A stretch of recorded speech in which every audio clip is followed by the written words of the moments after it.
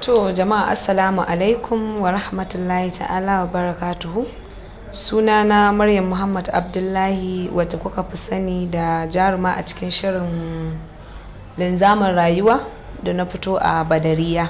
To alhamdulillahi a cikin shirin Linzamin Rayuwa na fito ne a bangaren soyayya, kamar bangaren soyayya haka, yaudara haka, tunda wani na yaudara ni ma kuma daga ƙarshe aka yaudare ni. Abubuwa da dama sun burge ni a cikin Linzamin Rayuwa, kamar yadda yanayin fita aikinmu da kuma yanayin gurin aiki da kuma yanayin abin da za mu ci da dai duk wani abu da muka bukata mun samu. Gaskiya ne gurin da ya fi burge ni a cikin shirin Linzamin Rayuwa, gurin da na zo siyayya da saurayi na sai kuma wani ya zo ya mai kwace.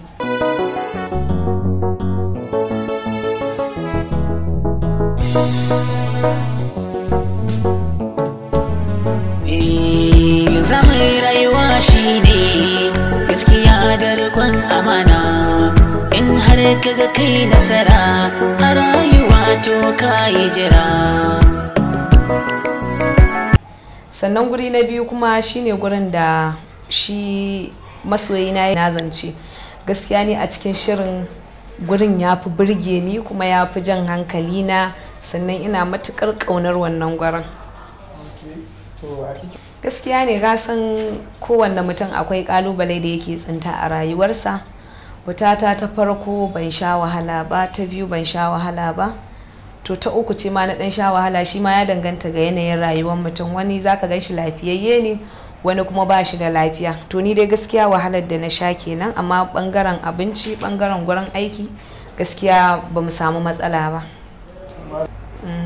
Ka san shi dan adam a koda yaushe akwai abin da yake burge shi, akwai kuma abin da baya burge shi.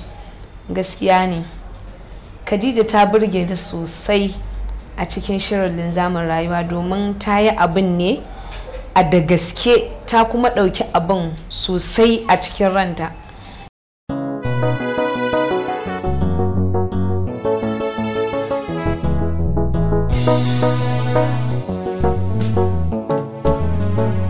Linzamin rayuwa shine gaskiya da rikon nan kamar kanwace a wajenmu.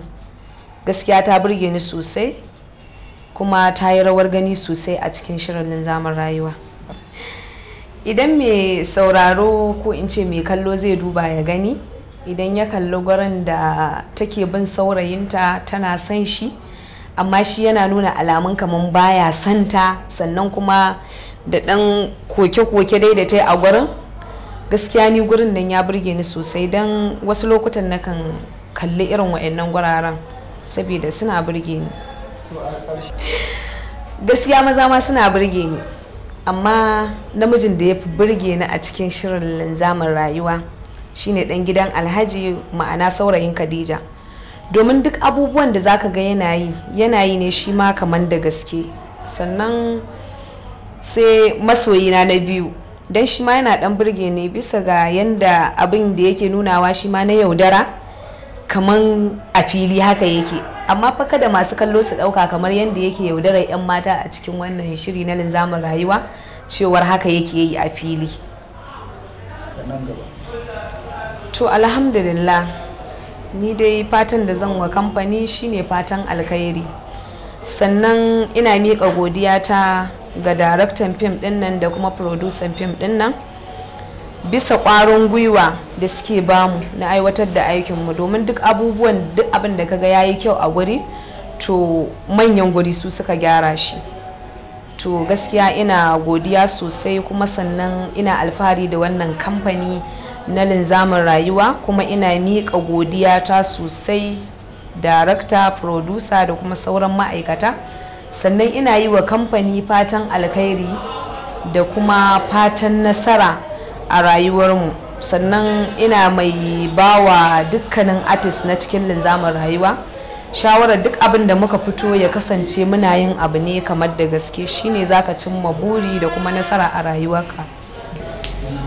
To ni ma na gode, Allah ya saka da alkhairi. Sannan ina shawartar masu kallon mu da su ci gaba da bibiyar mu, su ci gaba da kallon shirin linzamin rayuwa, domin abubuwan da muka yi a baya na ƙayatarwa da nishadantarwa gaskiya abin da zamu a gaba, don akwai wasu gyare-gyare da muka yi sosai saboda mu sa masu kallo nishadi da kuma farin ciki a duk lokacin da suke kallon mu, su ji ba sa gajiya da kallon mu.